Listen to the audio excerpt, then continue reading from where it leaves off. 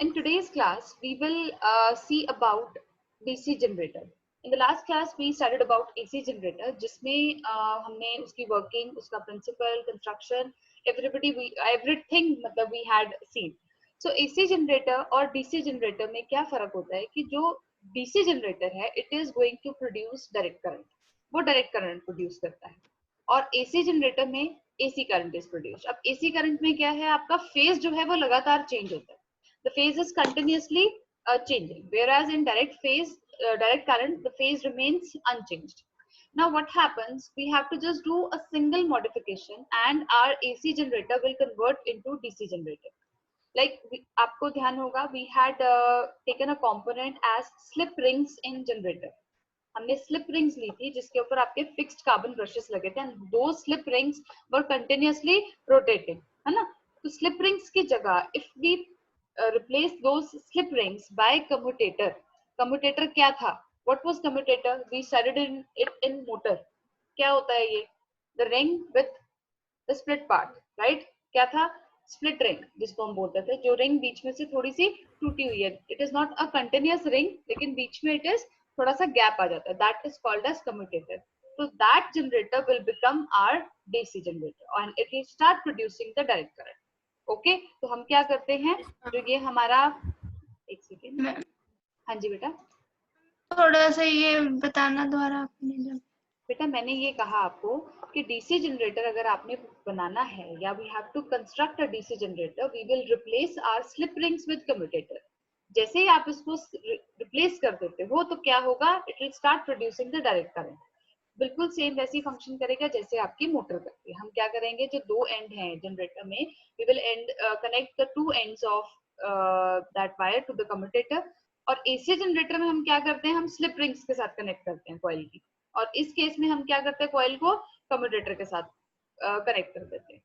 अब बेटा अब आपका जो नेक्स्ट टॉपिक आता है ना, that is also very important. वो टॉपिक क्या है, वो टॉपिक है electromagnetic induction using two coils. हमने अभी बात की थी but we had studied till now in this chapter कि इलेक्ट्रिसिटी जब भी एक स्ट्रेट करंट कैरिंग कंडक्टर में से जब पास होती है तो अपने आसपास मैग्नेटिक फील्ड बनाती है.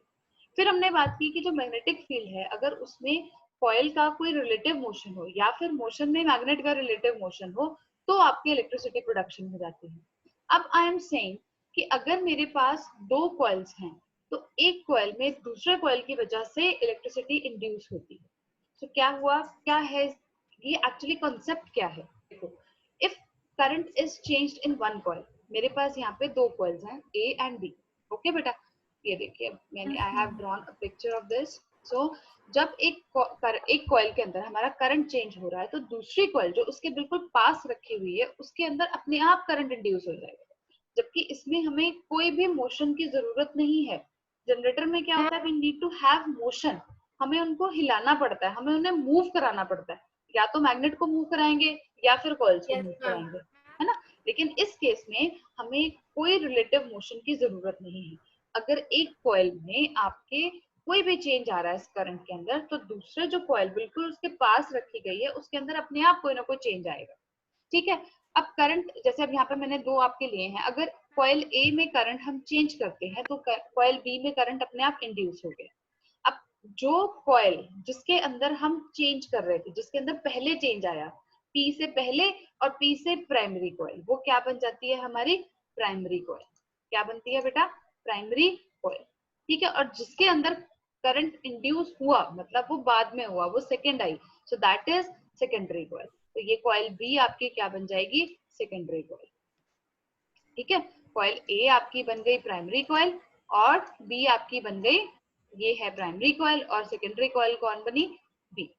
Is that clear? Yes ma'am. Yes. Yes ma'am. ये ना बेटा आपका बेसिक फंडा होता है. ये हमारे को अभी एक्चुअली हमने इतना नहीं इसका डिटेल में हमने पढ़ना, क्योंकि हमारे जो सिलेबस है उसमें हमें बहुत ज्यादा डिटेलिंग नहीं चाहिए. तो ये हम चीजें पढ़ते हैं 11th क्लास में. लेकिन मैं आपको थोड़ा सा जरूर बताना चाहूंगी कि ये जो ईएमआई हम कॉन्सेप्ट लगा रहे हैं दो कॉइल्स के ऊपर, this is being used in transformers. ये ट्रांसफॉर्मर्स में यूज होता है और इसका प्राइम फंक्शन होता है कि वोल्टेज को अप डाउन करने में बहुत हेल्प करता है. तो अभी हम उसको थोड़ा सा तो पढ़ेंगे कि क्या होता है, कैसे है, कैसे वो काम कर रहा है, ये कॉन्सेप्ट कैसे इतना यूजफुल हुआ.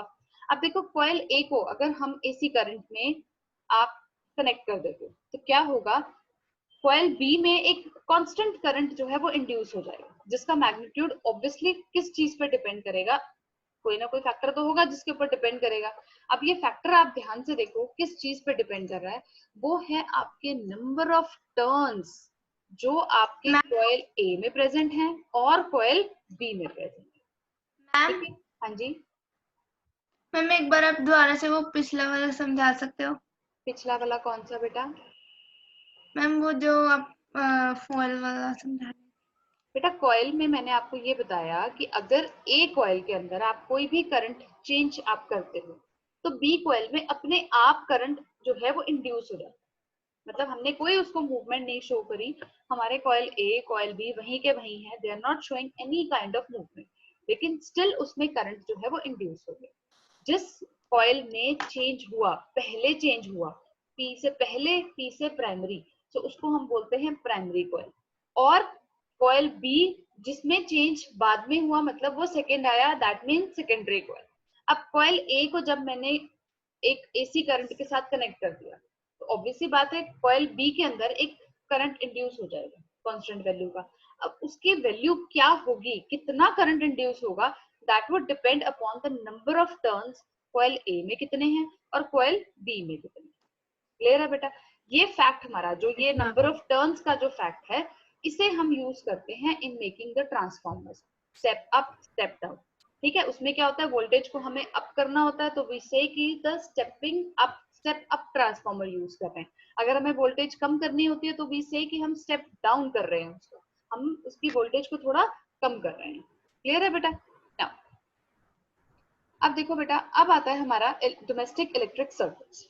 ठीक है, अब ये होता है कि जो हमारे नॉर्मल घरों में जितने भी, अब ऑब्वियसली बात है we all are getting electric supply, हमारे घरों में सबके बिल आते हैं, जनरेट होके आते हैं। ऑब्वियसली वो कैसे आ रहे हैं, because we are hiring a supply, हम गवर्नमेंट से वो सप्लाई ले रहे हैं। तो होता क्या है एक्चुअली, जो इलेक्ट्रिसिटी है, नेचुरल सी बात है, यहाँ पे जो इलेक्ट्रिक ऑफिस है वहां तो बनती नहीं है, it is being generated at power station, power station पे बनती है। ऑब्वियसली वहां से हमारे घरों तक कैसे पहुंचती है, बहुत दूर से आ रही है। उसमें क्या होता है, it is quite a very big pathway, और दो थिक कॉपर वायर्स और एल्यूमिनियम वायर्स जो हैं, बहुत आपने देखा ही होगा अपनी स्ट्रीट्स में, वो फिक्स्ड होती हैं टॉल पोल्स के ऊपर, और उसमें से मतलब ट्रैवल करके हमारी जो इलेक्ट्रिसिटी है वो आ रही है। अब इलेक्ट्रिक पोल से दो इंसुलेटेड वायर्स जो हैं वो हमारे घर पे आ रही है। अब वो कौन सी दो वायर्स हैं? वो दो वायर्स हैं आपकी, एक तो है आपकी live wire which is your L, and एक है आपकी neutral wire which is your N. Okay, अब ये जो लाइव वायर है, this is the main wire. ये इसका जो पोटेंशियल डिफरेंस है वो बहुत ज्यादा हाई होता है, it is very high potential difference पे होती है, 220 वोल्ट। क्लियर है बेटा? और ये जो है इसको हम यूजुअली रेड कलर से डिनोट करते हैं, इसके ऊपर वायरिंग जो लगी होगी, जो इंसुलेशन होगा वो रेड कलर का होगा। रेड हमने इसलिए रखा, रेड डिनोट्स डेंजर साइन। ठीक है, तो लाइव वायर जो है it has got very high potential difference of 220 volt, तो कहा जाता है लाइव वायर को टच नहीं करना चाहिए। नाउ व्हाट हैपेंस, अब ये जो है न्यूट्रल जो वायर है हमारी, इसे हम यूजुअली ब्लैक इंसुलेशन में रखते हैं, और ये 0 वोल्ट पे होती है, ग्राउंड पोटेंशियल इसका 0 वोल्ट है। जब ये दोनों वायर्स एंटर करती हैं, अब हमारे अभी तो क्या होता है आजकल, what the scenario has change, पहले घरों बिल्कुल आपके हाउसेस के बिल्कुल बाहर मीटर लगे होते थे, अब वो चीज नहीं है। अब क्या है, थोड़ा सा दूर लगे होते हैं, और सारी जो भी आपका पूरा एक स्ट्रीट होगी उसके इकट्ठे meters they have fixed over there. So ये जो मीटर्स होते हैं ये आपको ये दिखाने के लिए होते हैं कि आप कितना करंट कंज्यूम कर रहे हो, उसके अकॉर्डिंग रीडिंग लेके वो बिल बनाते हैं। तो सबसे पहले जब ये वायर्स एंटर करती हैं उस बॉक्स में, बॉक्स के थ्रू एंटर करती हैं, तो सबसे पहले हम लाइव वायर में एक मेन फ्यूज लगा देते हैं, और उसकी रेटिंग होती है 50 एम्पियर्स। इस चीज को ध्यान रखना, ये मेन फ्यूज है जिसकी रेटिंग क्या है, 50 एम्पियर्स। मतलब अगर हमारा करंट की वैल्यू 50 एम्पियर से ज्यादा आती है तो ये जो मेन फ्यूज है ये ब्रेक डाउन कर देगा सर्किट को, मतलब ये मेल्ट हो जाएगा, क्योंकि फ्यूज की सबसे खास बात यही होती है कि उसका मेल्टिंग पॉइंट लो होता है। तो इसमें हमने उसकी रेटिंग ली है 50 एम्पियर्स। ठीक है, तो 50 एम्पियर्स इसलिए ली गई है ताकि उन्होंने क्या किया, सारे अप्लायंसेस की जो एक अप्लायंसेस की जो वर्किंग रेंज होती है उससे थोड़ा सा ऊपर लेते हैं, लेकिन अगर उससे ज्यादा करंट आता है तो नेचुरली वो अप्लायंसेस को खराब कर देगा। तो इसीलिए ये जो फ्यूज है इसको हमेशा कनेक्ट किया जाता है लाइव वायर में। क्योंकि आपका मेन करंट कहाँ आना है, लाइव वायर में आना है, इसलिए फ्यूज को कहाँ पे कनेक्ट किया जाएगा, लाइव वायर में कनेक्ट किया जाएगा। ओके बेटा, अब ये जो दो लाइन वायर हैं ये एंटर करती हैं इलेक्ट्रिसिटी मीटर पे, जो कि आपकी इलेक्ट्रिकल एनर्जी को मतलब रिकॉर्ड करता रहेगा reading, and that is being done in kilowatt hour. जो भी आपका बिल बन के आता है that is done to calculate in kilowatt hour. अब ये जो मेन फ्यूज और मीटर है, this is installed by the department only. जो आपका इलेक्ट्रिसिटी डिपार्टमेंट होगा ये वही इंस्टॉल करते हैं, we can't install this thing. Now अब मीटर से जो वायर्स आई, what happens, they are connected to the main switch। ठीक है, तो हम स्विच ऑफ कर सकते, जैसे अब सपोज करो हम काफी दिनों के लिए बाहर जा रहे हैं, we are going for around 6 months, तो हम क्या करते हैं, मेन स्विच को ऑफ कर देते हैं, so as to prevent any kind of accidents. ठीक है, तो उससे क्या होता है, हम इलेक्ट्रिकल सप्लाई को एज एंड व्हेन रिक्वायर्ड हम उसको ऑफ कर सकते हैं। अब आफ्टर द मेन स्विच के बाद एक और फ्यूज जो है वो लाइव वायर में पुट इन किया जाता है, इसको हम बोलते हैं कंज्यूमर्स फ्यूज। ओके, क्या बोला जाता है इसको, कंज्यूमर्स फ्यूज। क्लियर बेटा जी, इज दैट क्लियर? यस, पहला जो फ्यूज था 50 एम्पियर्स का, वो हमारा डिपार्टमेंट हमें इशू कर रहा था, वो आप अपनी मर्जी से नहीं लगा सकते। लेकिन कंज्यूमर्स फ्यूज जो है वो हम अपने हिसाब से लगा सकते हैं। जैसे अब सर्किट दो तरह के होते हैं, एक है लाइटनिंग सर्किट और एक होता है पावर सर्किट। पावर सर्किट में आपके जितने भी हैवी अप्लायंसेस होते हैं, जैसे आपका एसी आ गया, ठीक है, आयरन आ गई, ये सब क्या है, पावर सर्किट में आते हैं। अब लाइटनिंग सर्किट के लिए क्या चाहिए, so I was talking about the consumer's fuse. We have got two types of circuits. One is your lightning circuit and the other is power circuit. Now in lightning circuit, we only require 5 amperes fuse. कि lightning circuit में आपके fans, tube lights, bulbs ये आते हैं appliances. तो इनके जो current requirement है वो काफी small होती है as compared to the power circuit. Power circuit के अंदर हमें जो fuse चाहिए that is 15 amperes fuse. So this is also another 1 mark important question in which you have to remember कि जो आपका फ्यूज लाइटनिंग सर्किट में होगा that will be only 5 amperes.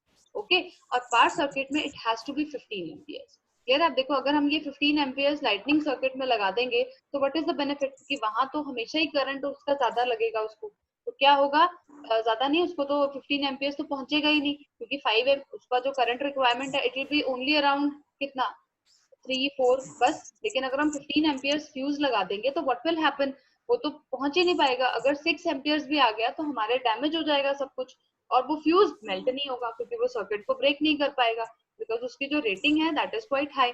तो इस तरह से जितने भी डिस्ट्रीब्यूशन सर्किट्स होते हैं हम इसे पैरेलल में कनेक्ट करते हैं, as we have already started in electricity chapter, कि जो भी डोमेस्टिक सर्किट के अंदर हमारा अरेंजमेंट है that is all in parallel. उससे क्या होता है, हमारी वोल्टेज जो है वो सेम रहती है और करंट जो है that is being divided as per the appliance requirement. Clear है बेटा? Yes. Now. Yes, ma'am. हाँ जी, अब आता है बेटा देखो, along with the live and neutral wire एक थर्ड वायर एक और आती है which is your earth wire। अब ये अर्थ वायर जो है आपने जरूर इसका नाम सुना होगा। अर्थ वायर जो है वो भी हमारे हर रूम में हर अप्लायंस के साथ होती है, इसको भी हम मेन स्विच तक लेके जाते हैं। समटाइम्स इसको हम अनकवर्ड रखते हैं, थिक कॉपर वायर होती है जिसके ऊपर कोई प्लास्टिक इंसुलेशन नहीं होती।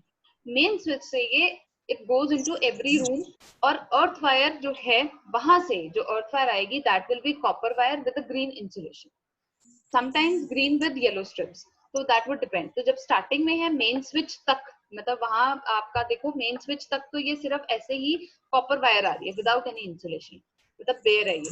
लेकिन जब ये मेन स्विच से हमारे रूम्स तक आ रही है तब ये अर्थ वायर के ऊपर जो इंसुलेशन है that is of green colour. Okay, अब बेटा जी just for 2 seconds, so now we will look into the color coding which is used in electrical wiring. Now for 3 phase या live wire और hot wire, like live wire के लिए मैंने आपको ये बताया कि we use a red color. Okay, ठीक है, we can use yellow color or we can use blue color, but most preferred is your red color. Is that clear? We prefer to use red color for our live wire. ठीक है, live wire जैसे मैंने आपको बताया it is there for danger sign. Okay, now phase 1 इसके लिए जब 3 phase के लिए आ गया तो हमने क्या करना है, 3 तरह की वायरिंग है। जब phase 1 है सिंगल फेज है तो आप रेड कलर में यूज करेंगे। क्लियर है बेटा? उसके लिए जो कलर कोडिंग फिक्स्ड की गई है वो रेड फिक्स की गई है। देन आपका जो वायर कलर नेक्स्ट है आपकी न्यूट्रल वायर। न्यूट्रल वायर के लिए हम कौन सा कलर यूज करते हैं? We prefer it as black coloured. Okay, हमने कौन सा कलर यूज करना है? ब्लैक। तो जो न्यूट्रल वायर है वो आपकी ब्लैक कलर में होती है। जो लाइव वायर है वो रेड में है सिंगल फेज के लिए, और न्यूट्रल वायर जो है वो आपकी ब्लैक कलर में है। नाउ अर्थिंग वायर जो है, अर्थिंग वायर, अब अर्थ है इससे आपको ध्यान रहेगा, यूजुअली जो है ये हम इसको जो आजकल है that is green yellow strip, इसको यूज करा जाता है, बट प्रेफरेबली इसे ग्रीन भी आप रख सकते हैं। It can be green also. Okay, sometimes it is bare, जैसे मैंने आपको अभी बताया कि up to the main switch ये क्या होता है? इट इज बेयर, वो बेयर है, मतलब there is no other insulation, कोई भी इंसुलेशन नहीं है। ठीक है, otherwise we have done this thing in the chapter electricity, but still I'm once again repeating the thing, advantages of parallel circuit। तो सबसे पहले जो मेन क्या है कि if one of the appliance gets switched off, मतलब suppose एक appliance है मेरा, वो स्विच ऑफ हो गया सपोज, तो क्या होता है कि आपका जो दूसरे अप्लायंसेस है वो अपना वर्क करते रहते हैं, मतलब उनके ऊपर कोई इफेक्ट नहीं आता। ये सबसे बड़ा एडवांटेज है। ऐसा नहीं होगा कि आपका एक फैन ऑफ हो गया तो सारे फैन ऑफ हो जाए या सारा घर का सब चीजें ऑफ हो जाए, वो नहीं होगा। सपोज आपका टीवी खराब हो गया तो बाकी सब चीजें it will go as it is, वो सब अपना काम करती रहेंगी। वोल्टेज जो है इस केस में हमेशा सेम रहती है, because we have to keep the voltage same at 220 volt. ठीक है, स्विचिंग ऑन एंड ऑफ, उसमें क्या होता है, अगर आप दूसरे रूम में हो, सपोज करो अगर आप अपने किसी रूम में आपने लाइट ऑफ करनी है तो उसका कोई इम्पैक्ट नहीं पड़ेगा किसी और रूम की लाइट या फैन के ऊपर, so it won't have that effect. और प्लस मैंने आपको बताया था क्योंकि इसमें जो इलेक्ट्रिसिटी जो पहुंचेगी उस अप्लायंस के पास, जो electricity will reach over there, वो काफी क्वांटिटी में उसको मिलेगी, एंड दैट इज व्हाई वो जो अप्लायंस होगा it will work to its maximum output. जैसे बल्ब है, it will glow more brightly. आपने समटाइम्स ये चीज ऑब्जर्व की होगी, जब वोल्टेज थोड़ी कम होती है ना तो ट्यूबलाइट्स काफी डिम होती हैं, वो जलने में बहुत टाइम लगाती हैं, राइट? ध्यान दिया होगा कभी आपने, जैसे वोल्टेज काफी कम होती है तो ट्यूबलाइट को ऑन होने में काफी टाइम लग जाता है। अदरवाइज वो जब वोल्टेज पूरी आएगी तो वो बहुत अच्छे से ब्राइटली ग्लो करता है। अब सीरीज सर्किट अगर हम लगा दें तो उसका क्या डिसएडवांटेज है? सबसे पहले अगर सपोज एक बल्ब फ्यूज हो गया या स्विच ऑफ करेंगे तो बाकी सब भी कह देंगे भाई हम तो नहीं काम करते, वो नहीं कर रहा तो हम भी नहीं करेंगे, ये इनका फंडा होता है। तो इसीलिए हम सीरीज सर्किट को बिल्कुल प्रेफर नहीं करते, because if one of the bulb gets fused और switched off the other bulbs will also stop working, उनका भी हाथ खड़े हो जाते हैं कि हम नहीं करने वाले, राइट? इनके पास वोल्टेज सेम नहीं रहती। अब हर अप्लायंस की अपनी करंट रिक्वायरमेंट होती है, लेकिन इसमें आपका वोल्टेज ही सेम नहीं है। ठीक है, करंट सेम है जबकि करंट रिक्वायरमेंट हर अप्लायंस का अलग है। दे डोंट ग्लो ब्राइटली, ये बिल्कुल नहीं करते हैं। अब देखो बेटा, जितने भी आपके अप्लायंसेस होते हैं ना, in order to avoid the electric shock, हमेशा उसकी जो मेटल बॉडी है उसको अर्थ किया जाता है।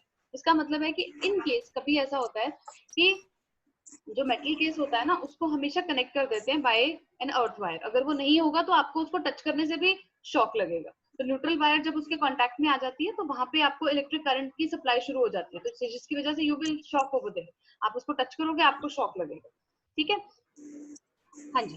अब आता है बेटा, देखो जो कॉपर वायर्स हैं हम उसको चूज करते हैं फॉर हाउस होल्ड वायरिंग, जबकि हमने ये पढ़ा हुआ है कि सिल्वर जो है it is the best material जो कि which is most fit for electrical conduction. लेकिन बिकॉज एक तो उसका कॉस्ट ज्यादा पड़ती है, दूसरा ऑब्वियसली आपकी जो मिस हैपनिंग्स के चांसेस बढ़ जाते हैं in terms of you know thieves को ओपन इन्विटेशन हो जाता है, सो इसीलिए हम उसको प्रेफर नहीं करते। वी प्रेफर कॉपर बिकॉज उसमें से एक प्रॉपर्टी है कि मैक्सिमम करंट जो है वो पास करता है। ठीक है, और अगर सपोज हम ये चीज कर रहे हैं, अब मान लो कि एक ऑब्वियस सी बात है कि हर चीज के लिए एक लिमिट होती है। अगर सपोज करो हमारा करंट एक मैक्सिमम लिमिट से क्रॉस कर जाता है तो obviously it may cause a fire. अब उसके लिए क्या होता है, दो सर्कमस्टांसेस ऐसे होते हैं जहां पे ये कंडीशन एग्जिस्ट, ये कंडीशन एकदम से अपीयर हो जाती है कि भाई बहुत ज्यादा करंट फ्लो कर रहा है। वो क्या है? शॉर्ट सर्किटिंग है और ओवरलोडिंग। ठीक है, शॉर्ट सर्किटिंग में क्या होता है, there is a direct contact between the live wire and neutral wire. जब ये दोनों टच कर गई तो बस शॉर्ट सर्किट होना शुरू हो जाएगा एंड फायर जो है इट मे कैच। ओवरलोडिंग मतलब आप बहुत सारे पावर, हाई पावर रेटिंग्स को, अप्लायंसेस को यूज कर रहे हो without getting the load from the electricity department, या फिर आप सिंगल सॉकेट के अंदर बहुत सारे अप्लायंसेस को रन कर रहे हो कनेक्ट करके, तो उससे भी क्या होता है, देयर आर चांसेस कि आपके जो इलेक्ट्रिक जो वैल्यू है वो इंक्रीज कर जाती है, एक्सीड कर जाती है मैक्सिमम वैल्यू जो एक आपको गिवन है वैल्यू, उससे आपको एक्सीड करती है करंट की, और इसकी वजह से फायर आपकी जो है वो कॉज हो सकती है। और ये सीधा सीधा जूल्स लॉ ऑफ हीटिंग से होता है, बिकॉज जितना ज्यादा करंट आएगा उतनी ज्यादा हीट प्रोड्यूस होती है। ठीक है बेटा, तो मैं एक Yes, now we will look into how the circuit troubles they actually look like. अब कैसे होते हैं, जैसे मैंने आपको बताया, this is a kind of simple circuit. ये जो white है, this is the power source which is giving, यहाँ पे मैंने ये white color में denote है, this is your live wire, this one is your, this is neutral wire, okay, this is neutral, this is earth, and this is live wire.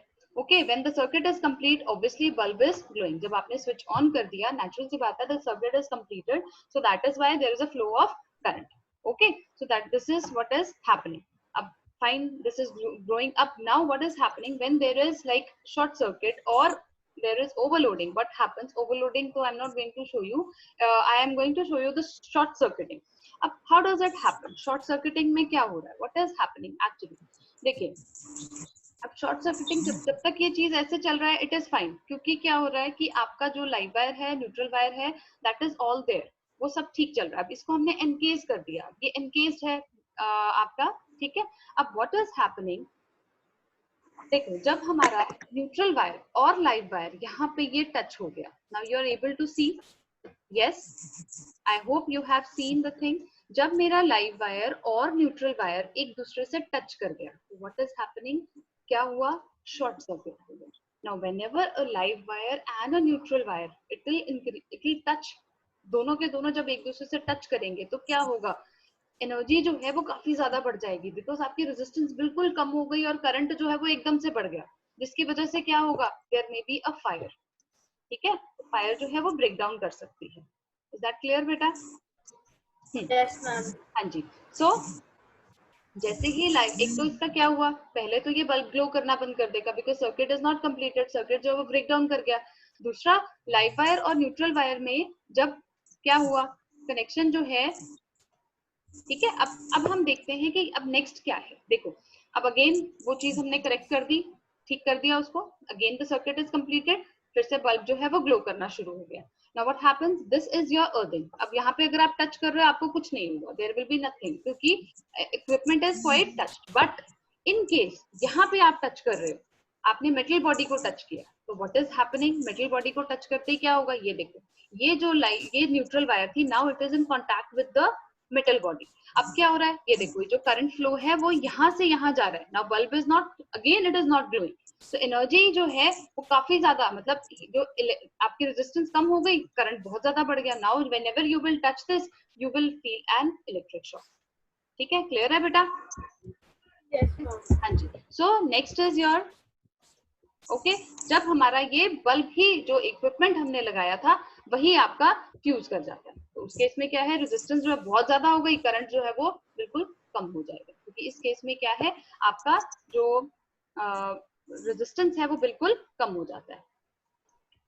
I think now the concept is clear कि short circuiting में क्या हुआ था, हमारी live wire और neutral wire they came in contact with each other. जैसे ही वो contact में आई थी, क्या हुआ था, आपकी करंट की वैल्यू बहुत ज्यादा बढ़ गई, और उससे क्या हुआ, एक तो जो अप्लायंस था उसने काम करना बंद कर दिया, नंबर 2 फायर कैच कर गई. ठीक है जी. और एक हमने किया था कि जब लाइव वायर मेटल बॉडी के कांटेक्ट में आती है तो क्या होगा, आपको अर्थिंग इफेक्ट नहीं आएगा और आपको मेटल बॉडी को टच करने पे आपको करंट लगेगा. ठीक है, तो in the tomorrow's class we will look